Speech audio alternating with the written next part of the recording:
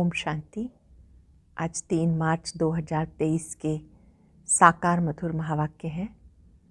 आज की मधुर मुरली में बाबा बच्चों को श्रेष्ठ मत दे रहे हैं। श्रेष्ठ बनने के लिए श्रेष्ठ मत है, हाथों से कर्म करते, बुद्धि से बाबा को याद करते रहो। 8 घंटा ईश्वरीय सेवा करो, 8 घंटा लौकिक कार्य व्यवहार करो, 8 घंटा कम से कम बाप की याद में रहो। कर्म करते करते बुद्धि में बाबा याद रहे, स्वदर्शन चक्रधारी होकर रहो। बाबा ने कहा जब आप सतयुग में थे तो बहुत खुशियाँ थी, आप पवित्र पौधे थे। धीरे धीरे 5 विकारों की मैल चढ़ते ही आत्मा मैली हो गई। अब बाबा की याद से इस कट को उतार देना है। ज्ञान सागर में ज्ञान डुबकी लगाकर परी बन जाना है। अंदर जो भी विकार हैं, भूत हैं, उन्हें निकाल देना है। बाबा ने कहा ये मेहनत आप बच्चों को घर गृहस्थ में रहते हुए करनी है कि अंदर कोई भी विकार ना हो। भूतों को निकालते जाओ। आत्मा को शुद्ध बनाने के लिए एक बाबा की याद में रहना है। सुनते हैं बाबा के मधुर बोल। बाबा कहते मीठे बच्चे, जब स्वच्छ पौधों पर 5 विकारों की मैल चढ़ती है तब भ्रष्टाचार बढ़ता है। तुम्हें श्रेष्ठाचारी बनना और बनाना है। जब स्वच्छ पौधों पर 5 विकारों की मैल चढ़ती है तब भ्रष्टाचार बढ़ता है। अब तुम्हें श्रेष्ठाचारी बनना और बनाना है। क्वेश्चन है, श्रेष्ठ बनने के लिए श्री श्री शिव बाबा की श्रेष्ठ मत कौन सी मिलती है? श्रेष्ठ बनने के लिए श्री श्री शिव बाबा की श्रेष्ठ मत कौन सी मिलती है? श्रेष्ठ बनने के लिए बाबा की श्रीमत मिलती है। बच्चे कम से कम 8 घंटा मेरी सर्विस पे रहो।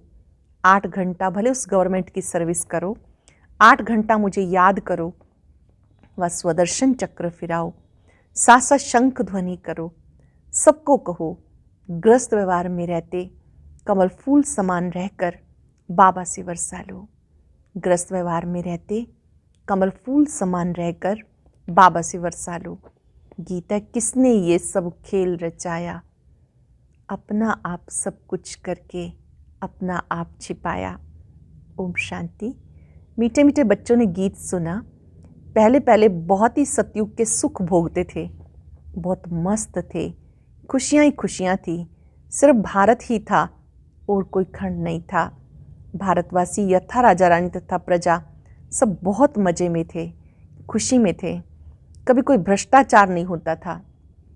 सतयुग में देवी देवता श्रेष्ठाचारी थे, जिनकी कितनी महिमा गाई जाती। महिमा यथा राजा रानी तथा प्रजा सबकी होती है, फिर माया आकर चटकती है। ये भी ड्रामा बना हुआ है जिसको अच्छी रीति समझना है। बाबा के सिवाय कोई समझा ना सके।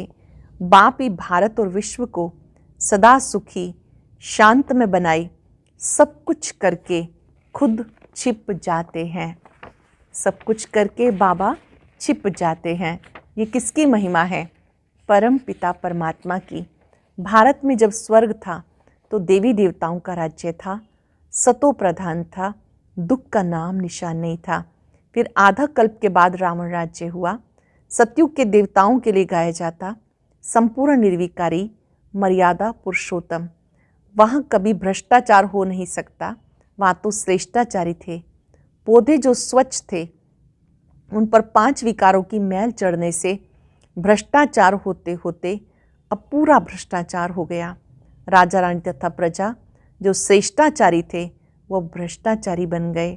गाते हैं मुझ निर्गुण हारे में कोई गुण नहीं, आप ही रहम करो ओ गॉड फादर। रहम मांगते हैं। देवी देवताओं के आगे जाकर कहते हमें ऐसा बनाओ।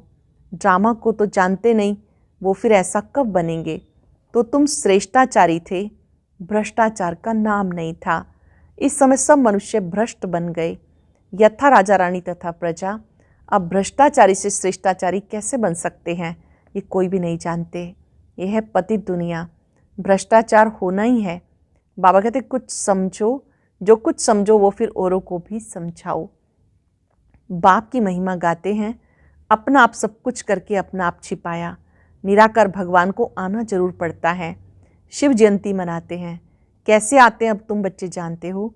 शिव है पतित पावन, उनको आना ही तब है जब सारी सृष्टि पतित बन जाती है, उसको आकर पावन बनाना है। दो चार को तो पावन नहीं बनाएंगे। यथा राजा रानी तथा प्रजा पावन थे, फिर अब यथा राजा रानी तथा प्रजा सब पतित हैं। अभी तो राजा रानी है नहीं, जानते हैं राजा लोग थे, उन्हों की अब राजाई है नहीं। ब्रिटिश गवर्नमेंट थी तो साहूकार लोग जमींदार आदि धन देते थे, कोई ने 20-30 हज़ार दिया तो टाइटल मिल जाता था। बाबा अनुभवी है ना, शिव बाबा ने भी अनुभवी रथ लिया है। ऐसा वैसा रथ थोड़ा ही लेंगे। बड़े बड़े राजाएं होते हैं तो वो घोड़े बहुत फर्स्ट क्लास रखते हैं। जानवरों में भी कोई कोई बहुत अच्छे होते हैं, जैसे ऊँट कोई बहुत अच्छे होते हैं, बैठो तो जैसे एरोप्लेन चलता है। कोई तो ऐसा होता है जो बहुत डंडे लगाने पड़ते हैं। बरोबर ये भारत 5,000 वर्ष पहले स्वर्ग था, ये तो मशहूर है। क्रिश्चियन लोग भी कहते हैं क्राइस्ट से 3,000 वर्ष पहले स्वर्ग था। बरोबर कल्प 5,000 वर्ष का हो गया। खुद ही कल्प की आयु बताते, सतयुग को लाखों वर्ष कह देते। ऐसे ऐसे पॉइंट्स बाबा समझाते हैं जो धारण कर दूसरों को समझानी है, परंतु समझाते नहीं। अब तुम बच्चे जानते हो, बरोबर हम श्रेष्ठाचारी थे। यथा राजा रानी तथा प्रजा सब श्रेष्ठ थे। शेर बकरी इकट्ठे जल पीते थे। वहाँ कंस जरासंध हिरण्यकश्यप आदि कुछ भी नहीं थे। हिरण्यकश्यप आदि को सतयुग में, श्री कृष्ण को द्वापर में ले गए, रावण को त्रेता में ले जाते। सब असुरों के अलग अलग नाम दे देते हैं। कुंभकर्ण आदि भी सब असुरों के नाम हैं। अभी है आसुरी संप्रदाय, आसुरी मत पर चलने वाले। बाबा आकर श्रीमत देते जिससे तुम ब्राह्मण से देवता बन जाते हो। बाबा आकर श्रीमत देते जिससे आप ब्राह्मण से देवता बनते हो। परम पिता परमात्मा ब्रह्मा मुख कमल से ब्राह्मण देवता क्षत्रिय धर्म की स्थापना करते हैं। दूसरा कोई धर्म वहाँ होता नहीं। सतयुग त्रेता में दूसरा कोई धर्म स्थापन हुआ नहीं। दोनों युग की एज तो एक जैसी है, 1250 वर्ष। सतयुग में दैवी राज्य, त्रेता में क्षत्रिय। सूर्यवंशी चंद्रवंशी, यह सूर्यवंशी और चंद्रवंशी राजधानी किसने स्थापन की? क्या ऐसे कहेंगे कि चंद्रवंशी राजधानी राम ने स्थापन की, सूर्यवंशी राजधानी लक्ष्मी नारायण ने की? नहीं, दोनों ही स्थापन करने वाला परम पिता परमात्मा है। ध्यान से समझेंगे, सूर्यवंशी राजधानी चंद्रवंशी राजधानी स्थापन करने वाले परम पिता परमात्मा है। स्वर्ग का रचयिता है बाप। सतयुग त्रेता की राजाई रची है, गाया भी जाता। परम पिता परमात्मा ने ब्रह्मा मुख से ब्राह्मण देवता और क्षत्रिय धर्म रचा। बाबा कहते हैं ये जो तुम्हें मैं ज्ञान सुनाता हूँ ये फिर प्रायलोप हो जाएगा। इस्लामी बोधि आदि जो धर्म स्थापन करके गए उनका नाम रूप देश काल आदि तो नहीं भूलेंगे, उनको तो सब जानते हैं ना। ये देवता धर्म में कैसे स्थापन करता हूँ ये ज्ञान सब भूल जाएंगे। द्वापर में फिर कितने धर्म स्थापन हो जाते, एक ही इस्लामी बोधि धर्म में ये सैकड़ों हो गए। आपस में कितना झगड़ते हैं। अब तुम जानते हो बाबा कैसे सब कुछ करके अपने आप को छिपा लेता है। बाबा सब कुछ करके अपने आप को छिपा लेता है। स्वर्ग में जो देवी देवताएं थे उनको फिर माया आकर चटकी, पूरे बेगुण बन गए। गाते भी हैं मुझ निर्गुण हारे में कोई गुण नहीं। तभी तो गुणवान देवताओं की पूजा करते हैं। बड़े बड़े राजाओं के पास अंदर महलों में मंदिर रहते हैं, पूजा करते हैं। ऐसा कोई राजा नहीं होगा जिसके पास मंदिर ना हो। अब बच्चे जानते शिव बाबा की श्रीमत पे चलना है, कदम कदम पर श्रीमत लेनी है, तब ही 100 देवी देवता बनेंगे। कदम कदम पर श्रीमत लेनी है तब ही देवी देवता बनेंगे, परंतु श्रीमत पर भी चलते नहीं। बाबा कहते कोई भी बात में कुछ मूंझो तो चिट्ठी लिख के पूछ लो, कोई कन्फ्यूज़न है तो चिट्ठी लिख कर पूछ लो। बाप को याद करो। माया ऐसी है जो स्वर्ग स्थापन करने वाले परम पिता को भी याद नहीं करने देती। माया कितनी तेज है ना, बाबा को याद नहीं करने देती। बाबा जानते तूफान बहुत आएंगे, परंतु चिट्ठी लिख के पूछना चाहिए इस हालत में क्या करें। बच्चे की शादी की है, इस हालत में क्या करें, कोई मरा है क्या करें, बाबा से मत लेनी चाहिए। श्रेष्ठ बनना है तो श्रीमत पर चलना है, कदम कदम पर बाबा से राय लेनी है, निमित्त से राय लेनी है। जब हम बाबा से राय लेंगे तो बाबा गाइड करेंगे। बाबा ने कहा इस समय तुम बच्चों को श्रीमत मिलती है, श्री कृष्ण की मत तो हो ना सके। श्री कृष्ण पति दुनिया में कैसे आ सकता? श्री कृष्ण की आत्मा खुद अंतिम जन्म में राजयोग सीख रही है। श्री कृष्ण की आत्मा है क्या? सिर्फ श्री कृष्ण की आत्मा है क्या जो राजयोग सीख रही है? जो भी देवी देवता घराने वाले हैं वो ब्राह्मण बने हैं। कदम कदम श्रीमत पे चलना है। बाबा कहते जितना हो सके बाप को याद करते रहो। तुम्हारे पापों का बोझा बहुत है। भले कोई गवर्नमेंट सर्विस में है, 8 घंटा गवर्नमेंट की नौकरी है, बाकी जो समय उसमें याद करो। कम से कम 8 घंटा तुम मेरी सर्विस करो, बाप को याद करो, स्वदर्शन चक्र फिराओ, शंख ध्वनि करो। कौन सी शंख ध्वनि कौन सी करनी है? सबको कहो ग्रस्त व्यवहार में रहते कमल फूल समान रहकर बाबा से वर्षा लो। बाप स्वर्ग रचते हैं तो स्वर्ग का वर्षा मिलना चाहिए। भारती स्वर्ग का मालिक बनता है, अभी तो नरक का मालिक है। नरक में दुखी होते हैं तब बाबा को याद करते हैं, परंतु जानते नहीं कि बाप क्या देगा। किसी को पता नहीं बाबा क्या देते हैं। बाप के लिए कहते सर्वव्यापी है, चिक्कर भीतर में है। बाबा कहते तुमने कितनी भूले की, परंतु ये भी ड्रामा में नूंद है, अब उनसे बाहर निकलो। ये भक्ति आदि करते करते तुम तंग हो गए, भक्ति भी व्यभिचारी हो गई। मौत आकर सामने खड़ा है तो श्रीमत पे चलना है, परंतु बच्चे ऐसे बाबा को भूल जाते हैं। माया रावण का राज्य कैसे चलता ये भी कोई जानते नहीं। रावण का बुत जलाते हैं, ये पीछे रिवाज निकला। रावण को जलाते हैं परंतु हर वर्ष वो बड़ा होता जाता। आगे 10 फीट का बनाते थे, फिर 15 फुट का बनाया, फिर 50 फुट, एकदम छत जितना लंबा बनाते। हर वर्ष पहले की अपेक्षा बड़ा करते जाते हैं। बुद्ध का भी बहुत बड़ा चित्र बनाते। इतने बड़े मनुष्य तो होते नहीं, जास्ती में जास्ती मनुष्य 6 फुट के होंगे। लक्ष्मी नारायण भी इतने ही होंगे। ऐसे नहीं कि वहाँ आयु बड़ी होती है तो बड़े बन जाते हैं, नहीं, मनुष्य मनुष्य ही हैं। जैसे अभी देखते हैं भिन्न भिन्न वैरायटी है, कोई काले कोई कैसे। भारत में सुंदर भी थे, अभी श्याम बने हैं। सुंदर बनाने वाला है बाबा, वो है हसीन मुसाफिर, वो तुमसे बात कर रहे हैं, उनको भूलना नहीं चाहिए। इनको साकार को भले भूल भी जाओ, हमेशा समझो बाबा हम सजनियों को खूबसूरत परिज़ादा बनाते हैं। हम सजनियों को बाबा खूबसूरत परिज़ादा बनाते। कहते हैं ना एक तालाब है जहाँ टुबकी लगाने से मनुष्य परी बन जाते हैं। अब तुम समझते हो ज्ञान सागर द्वारा ज्ञान की परी बन जाते हैं। अभी तो नरक की परी होना, भले कितना भी कोई फैशन करे, पाउडर आदि लगाए, फिर भी है तो नरक ना। कोई से भी पूछो ये स्वर्ग है या नरक, कहते साहूकारों के लिए स्वर्ग है, स्वर्ग नरक को भी जानते नहीं। तो श्रीमत का ख्याल रखना चाहिए। श्रीमत को भी जानते नहीं। जिसने इतना श्रेष्ठ बनाया उसका नाम रूप ही गुम कर दिया। गाते हैं तुम मात पिता हम बालक तेरे। अब माता किसको कहा जाता ये तुम जानते हो जरूर। जिसमें बाप प्रवेश कर रचना रचते हैं उनको माता कहेंगे। यहाँ तुम समझते हो हम प्रजापिता ब्रह्मा की मुख्य वंशावली हैं, शिव बाबा के पोतरे पोत्रियां हैं, तो बाप के भी नाम है। बीच में बाप दलाल जरूर चाहिए, जो तुम पोतरे पोत्रियां कहलाओ। दादे से वर्षा लो तो ये दलाल है, इनसे वर्षा नहीं मिल सकता। इनको भी वर्षा शिव बाबा से लेना है, शिव बाबा की मत पे चलना है।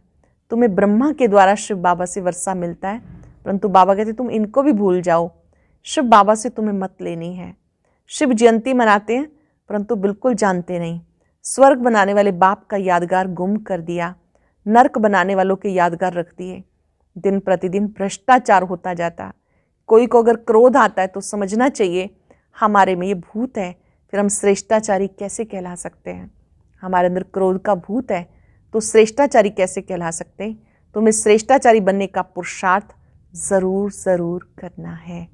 अच्छा, मीठे मीठे सिक्के लदे बच्चों प्रति माता पिता बाप दादा का याद प्यार गुड मॉर्निंग। रूहानी बाप की रूहानी बच्चों को नमस्ते। रूहानी बच्चों की रूहानी बाप दादा को नमस्ते, गुड मॉर्निंग। शुक्रिया बाबा, शुक्रिया। धारणा के लिए सार। पहली पॉइंट है बाप की याद और ज्ञान सागर के ज्ञान से सुंदर ज्ञान परी बनना है। बाप की याद, ज्ञान सागर के ज्ञान से सुंदर ज्ञान परी बनना है। कदम कदम पर शिव बाबा की मत जरूर लेनी है। श्रेष्ठाचारी बनने के लिए अंदर से भूतों को निकाल देना है। कोई भी भ्रष्ट बनाने वाला काम नहीं करना। बहुत सुंदर वरदान।